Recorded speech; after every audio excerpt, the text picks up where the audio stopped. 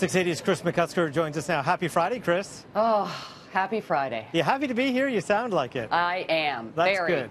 Very. Well, were the markets happy on this Friday, especially south of the border? Yes, we saw records yet again, Francis. It had actually been a while, but both the S&P and the NASDAQ hit intraday highs today, and then they closed at records as well. And some of this connected to comments made by the U.S. Fed chair.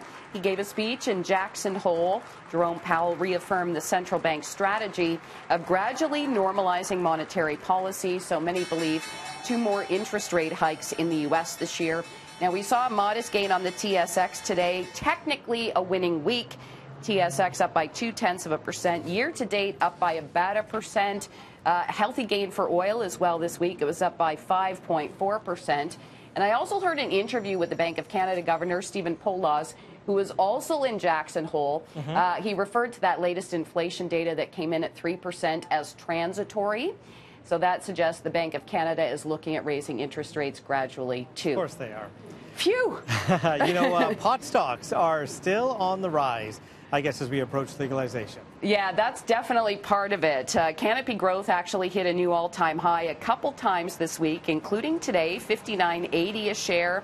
The thing is, as far as today goes, there's no really major big reason for it. Some analysts do believe the legalization is part of it, but also that deal by Constellation Brands to up its stake in Canopy Growth, so we could soon see cannabis-infused beer. Deals like that also, according to analysts, add legitimacy to the entire industry. Now, today, there was talk about another player in the cannabis-infused drinks industry. Diageo apparently been in talks with at least 3 cannabis producers in Canada, though we didn't get any names.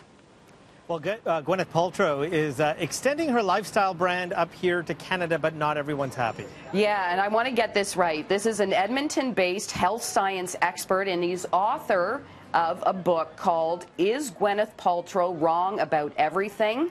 When Celebrity Culture and Science Clash.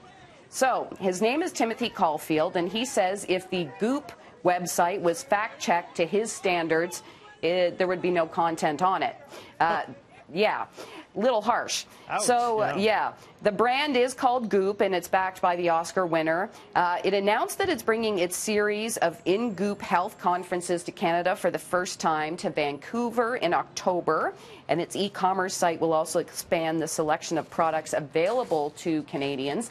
Now, that event in Vancouver, by the way, tickets are $400. Many of Goop's posts are actually devoted to travel tips and such. Diet-friendly recipes. The brand, though, has also promoted controversial products and practices. Not going to mention anything specific. I know this is a family show, but critics have said that there are no proven medical benefits. So a lot of controversy here. Well, we do know the business benefit behind celebrity endorsements. Roger Federer, he's certainly the greatest tennis player of all time. But is he worth $300 million? And the question really is, he turned 37 in August. Now, not to say that's old, but he's going to be 47 when this $300 million deal with Uniqlo runs out. Now, Uniqlo, which is based in Japan, it's also not known for sports attire, so that, along with Federer's age, has many confused. Now, the brand's global director says the collaboration is actually bigger than sports. The company says it believes it will benefit from this cooperation, and the spokesman goes on to say that, yes, eventually Federer will retire from tennis, but he's not going to retire from life. So they made the deal with the person rather than the player. Okay, so just for the record, you said on air that 37 is old? Well, in the sports world. Don't need to explain. In the sports world. We just know now, Chris. Thank you for holding you to that. 2 of the world's best golfers are teeing off head-to-head. Who is it? Tiger Woods and Phil Mickelson. Wow. Lots of money is on the line here. Yes, $9 million. Ooh. Yes. They're going to play a tournament in Vegas, of course, over the U.S. Thanksgiving, November 23rd. It will be a pay-per-view. And the 2 are already trash-talking on Twitter. I think we have some of the tweets here. Now, trash-talking as much as golfers can trash-talk. Yeah, very civilized trash-talking. So who do you think's favored here, Francis? going to say Tiger, of course. Yes. Sportsbettingdime.com gives the odds to Woods, at least for now. He, after all, is a 14-time major winner. Mickelson has won 5 majors. Muted clap, because that's what you got to do in golf.